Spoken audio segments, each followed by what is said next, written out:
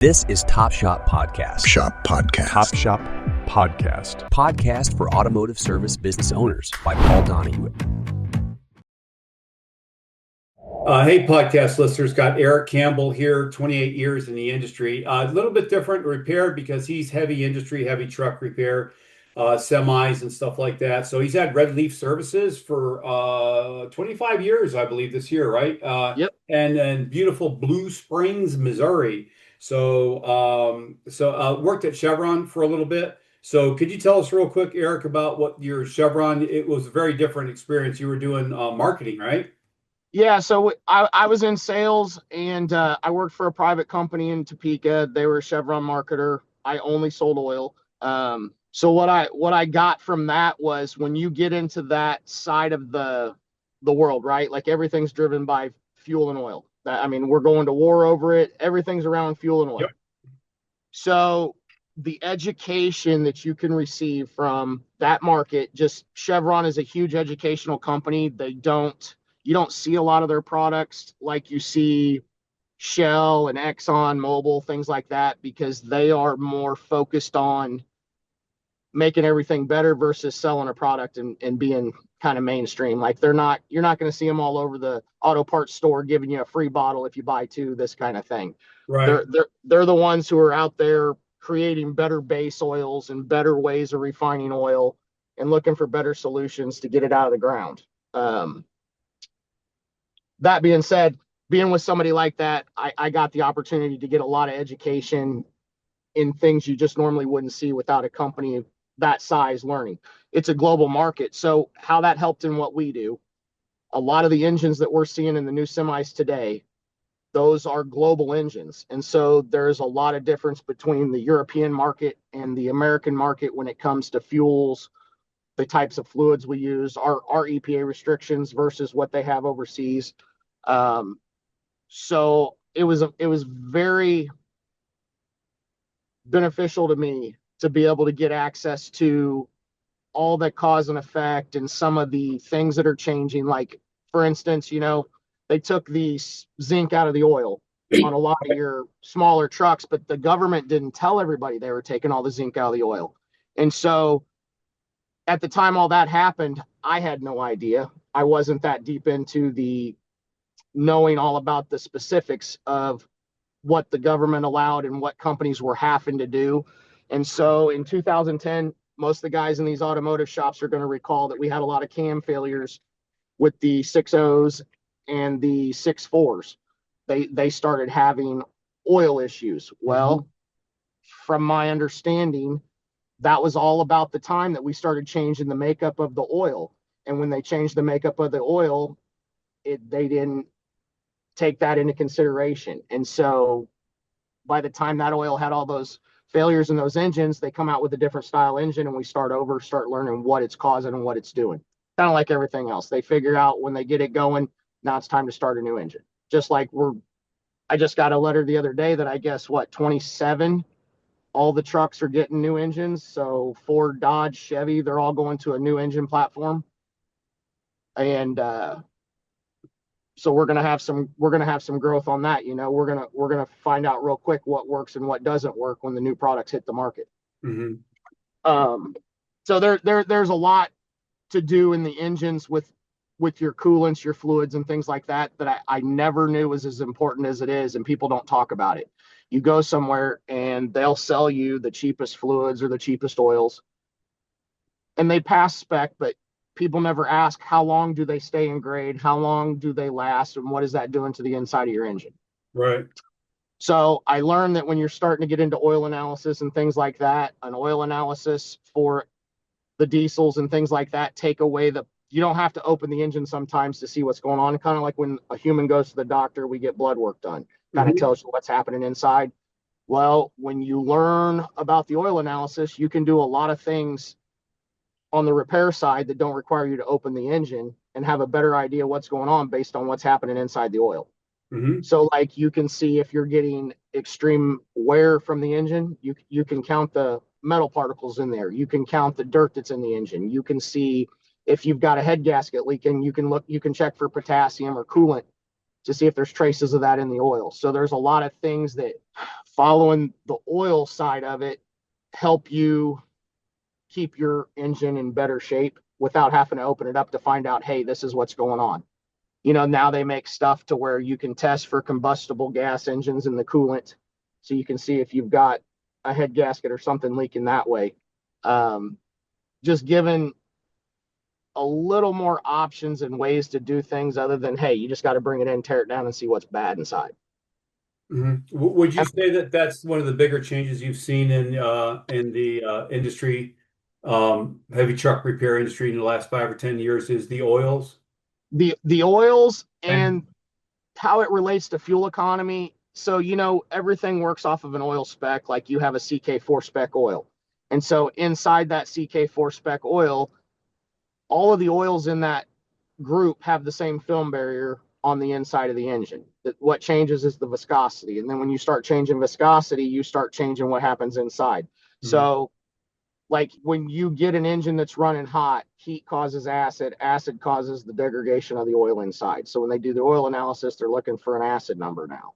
And so that kind of gives you an idea of what you need to change in your maintenance to keep that engine from being harmed later on down the road. And if you actually follow the oil analysis, you don't have to take anything I say to heart. You can just look and follow all the science. You can see at what point did the engine oil start to fail? When did it become out of grade? When did you introduce too much dirt into the engine where it's harmful and you need to maybe change your maintenance intervals? Instead of just saying, hey, the car says it's good for 7,500 miles before the change the engine oil comes on. But if you're working in an environment where you're in a quarry or a mine and that truck is sitting there breathing all that dirty air into the engine, you need to do an oil analysis to see what's causing the premature wear on the inside of the engine. And if you didn't do that, you're never going to know. You're blindly guessing. That would be like, you hope there's nothing wrong, but until you know what's inside the engine, you can't see unless you open it up. An oil analysis is like looking inside without having to take it apart. So, where do you think the industry is moving towards? So, I'm seeing the EV trucks, and driverless trucks, and I was at a Costco at my local Costco, and it was, I don't know, about a month or so ago, and this guy was putting fuel into the tanks and then getting an 18-wheeler out of that area with all these 4 lanes of cars. And I was watching the guy. And then I went over and I jumped up on the rig real quick and I says, I want to see a robot do this. And he just smiled and laughed.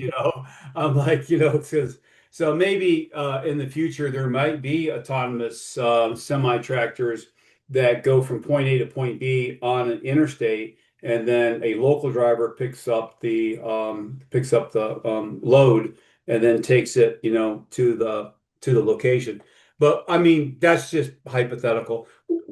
Just, where do you think the industry's going? Any idea? I'd like to say no, but I don't feel, again, people don't understand the difference between what a battery does. EV vehicles, they might have a place somewhere. I don't know that it's never going to take the place of a gasoline engine. For one, that the mining of those batteries, people don't understand that lithium is our main product we use for grease.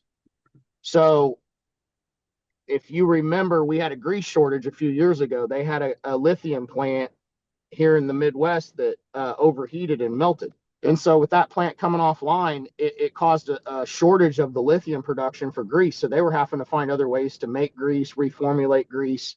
So now take that and put that into the battery. So if you take all the lithium and we send it to make batteries, what are we using for the other products? And what do you do with lithium after the battery's dead? If you open up a lithium battery to the air, it becomes a blowtorch. That's what used to set people's couches on fire when the iPhone would break in half. Once it hits the air, it becomes a flamethrower. So now you have all of these things to the batteries that people don't understand that are hazardous. So this car could be in your garage and open up and just set fire to your whole home if there's a bad spot in the battery. Or let's say an earthquake comes and the car gets smashed in half and the batteries open up. Depending on what style batteries you're using, you may have serious damage. I know the fire department had to learn how to cut the power on those cars because they had firemen originally getting hurt when those cars were in accidents. And what do you do with the lithium battery? They throw them in a junkyard. They stick them in a landfill. They're hazardous. Sure. You can't recycle them. So I don't think that's ever going to get to be our only source. And two, if you were around during COVID, we had rolling brownouts when everybody was at home on their computers. What do you do if everybody in America has to plug their car in? We don't have an infrastructure for electricity to support it. Right. So I think there's a small, what would you call that? There's a small market for those to be it's a neat product, but I don't see it working. It's kind of like when they came out with, a lot of our semis and a lot of the companies here, delivery companies especially, are using natural gas.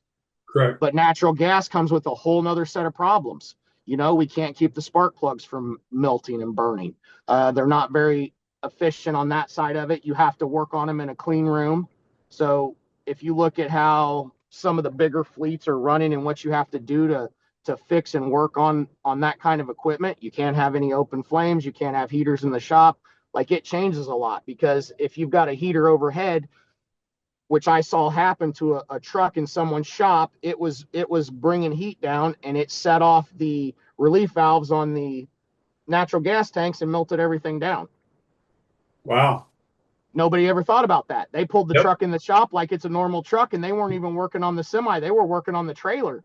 And Wow. nobody thought about it. And the next thing you know, it goes from a simple routine repair to a disaster. So I don't think that we're ever going to get to the point where everybody's, hey, I've got something with a battery, because they're just not going to be that efficient. I think as we start learning more about battery technology, you're going to find out that it doesn't yield the return that you can get out of other materials. Like, I know JCB just launched a motor that I've been following on hydrogen. Right. So I'm kind of ecstatic to see if that ever takes off, if they get that to production in all the states, to where you start seeing the hydrogen side of it, because the byproduct of that's what? Drinkable water out of the tailpipe. Yep. But that also comes with, that's not really what controls America, right? Like, we're controlled by oil, gas, parts. That's it.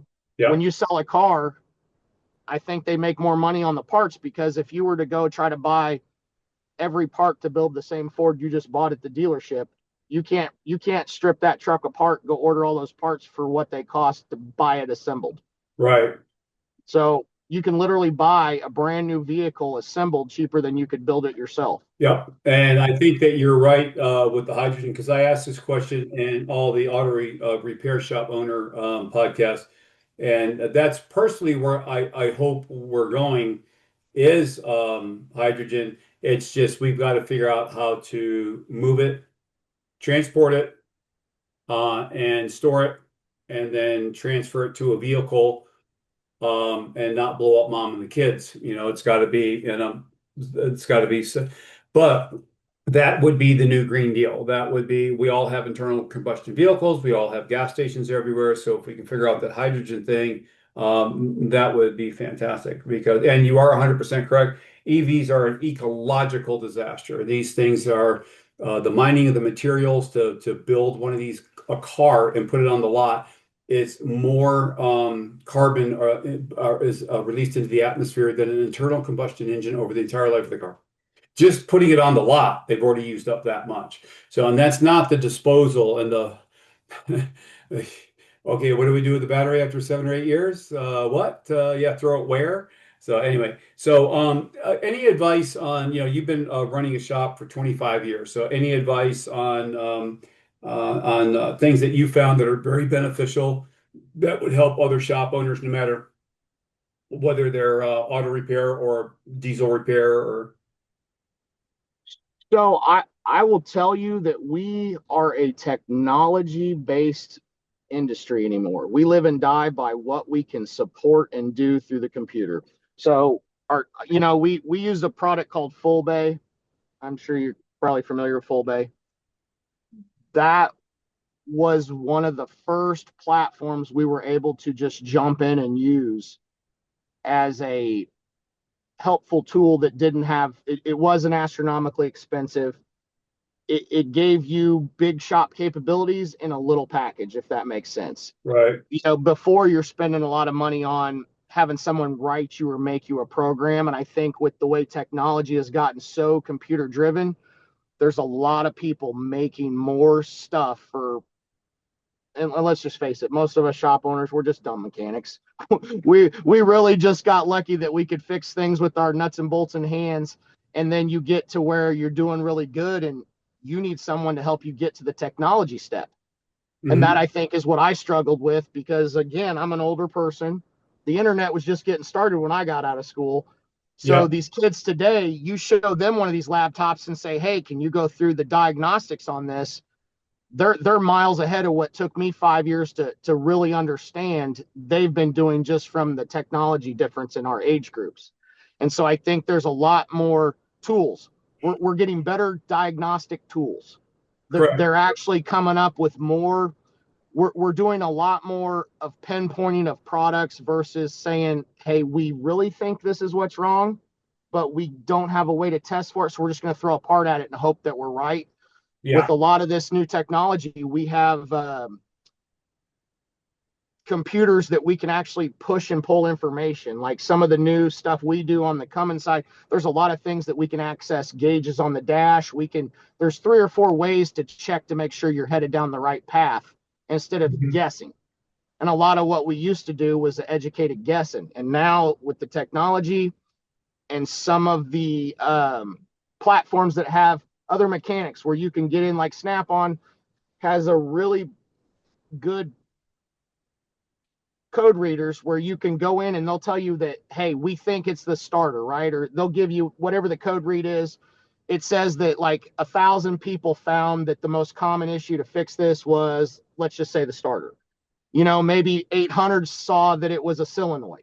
So it kind of gives you a common issue that to look for, and it runs it down as to kind of the troubleshooting process. So you have something to double check. So you're not just saying, oh, I think that's what it is. And I think with all of that, it's making our jobs easier. It's making it a little more efficient to multitask because you can start a ticket. We used to write everything on paper, right? So let's say you got 3 jobs going on in the shop. You might lose 2 or 3 things that maybe your tech or the manager didn't write on the ticket before it went out in the sleeve. Well, now with like jobs like full bay and phones, technology, like I'm talking to you while I'm on the road. Normally I would have to stop, find a library, a Wi-Fi cafe somewhere, pop my laptop out. It's just become so more interactive and fast. A lot of our parts ordering used to be in person. Now we're doing it over an internet, and we're actually pulling and pushing parts into a computer system. So everything is logged into the ticket through the computer. There's no more writing a hand ticket, hoping you can read the guy's writing. So I think a lot of that is changing and making it a little more efficient for us as smaller businesses to be profitable and efficient. Yeah, speaking about profitable and efficient, is there any systems or habits that, have had a big impact on your shop's profitability? I'm going to be honest, going to software, getting away from handwritten tickets. Okay. If you start, the biggest thing that we did back in the day was go to a digital time clock, right? You're clocking all your guys in, you're clocking them out instead of doing it on like a time ticket on paper, writing out a time card. But to take that a step further, when some of these new companies release these platforms for the shops that actually had experience in a shop where you could do, it's not a one size fits all. They kind of got some templates where you can make it fit your business. And Full Bay is a great example of that. You can actually go in and clock in on a job ticket. So now I can tell you how long did that tech stand there trying to diagnose a vehicle because we have a timestamp on his ticket. And let's say he gets hung up or he's waiting on some parts, we can shut that ticket off. He can jump on another ticket. So instead of losing 30 minutes while he's changing jobs, picking up work orders, it's all right at his fingertips. And we're actually able to see that in live time. So you don't have to be out in the shop on the floor. It gives somebody like myself, I can be sitting in my desk and I can do more than one task without being on the floor. And I think that's helped quite a bit because I'm doing a couple people's jobs that normally I would have had 2 people doing pen and paper with. Okay. Yeah. So, finances. No shop is going to be successful and stick around for 25 years without handling finances. So, any advice on the finances area about Save, save, save. save, So save, save? Yep. I probably am not the best example of how to run your business because I'll be honest, when I first started, I didn't turn any work down. I took everything I could get. Again, and that was all what it was based on, cash flow. I need to make as much money so I can afford to buy parts for the next job. Plus, I need to pay my employees, my staff, my rent, all that insurance. And it was a struggle. I will not lie to you. That's why I was in the trucking business to be a mechanic, and I became a mechanic because I was in the trucking business. So you use one to fill the other, and then the trucking business is such an up and down. And I'm not saying that automotive and truck repair is not the same way, but everybody has to drive their car to work. Right. Yeah. Not everybody has to have something hauled on a semi all the time. Like if you look at the economy right now, the trucking industry has been, from what we're seeing, it's dead. You can go to any big truck shop and it's just not like it used to be 3 years ago. There's not a line of trucks out the door to be fixed. So I think that having a cash flow that you can access so that you're not behind. I think what helped me was saving, saving, saving. I didn't spend the money as fast as it was coming in. I worked without a lot of tools that I needed when I first got started. I didn't just run out and buy the best of what I needed. Like, transmission jack, for example, on a big truck, that was probably my biggest purchase when I first got started. And I'll remember writing the check for $3,200 for this gray jack because it was the best you could get and it was safe. Right. That was a huge purchase for me. And I remember like it was a milestone. And now I think that you look back today and there's nothing. You spend 50,000 on a set of hydraulic lifts that pick up the semis now. Right. Right. Yeah. And without those, I mean, it just makes everything faster. So finances are the hardest thing. And I know a lot of companies struggle with that, but again, you almost have to you need to have somebody help you with that. I mean, I've been lucky. I went to a lot of seminars. I did a lot of research, and you try to ask what did other people do that caused them to go wrong and try to learn from their other people's mistakes and talk to, just like you're doing. We're talking to other people that are in our same position. A lot of guys in different markets, they call them study groups. Mm-hmm. I was lucky enough to become part of a study group with people from all over the country. So we're literally in the same business, but they're not upset to share information with you because we're not fighting over the same customers. There's very little chance I'm going to be taking somebody's customer from Indiana that's got a semi coming in. And so you start getting part of these groups and you learn that from trade shows, and there's other people that get you together and you find out what works in other markets might not work here, but it gives you a lot of information on how other people manage their finances. Like I found one company that was doing factoring. When they first got started, they had to have a little help getting by. They found a factoring company that Right. paid them at the end of the job. Right. Yeah. And it's just one option for people that didn't used to be there. Right. And I think that was something that wasn't around when I first got started. You have a lot more people willing to invest in technology. So you have a lot more companies that are coming to market with specialties. So I think that helps with your finances. If you can specialize in something that turns, like when I first got started, we did a lot of general repair. Well, you don't always make money on general repair, but you're so strapped for cash, you can't pick and choose. When you start to get to the point to pick and choose, you find out that maybe doing rear ends is what pays you the most money. You don't get paid to do an engine rebuild. Profit wise, the money on the rear end is more profit than what's on the rebuild of the engine. So maybe you steer away from building engines.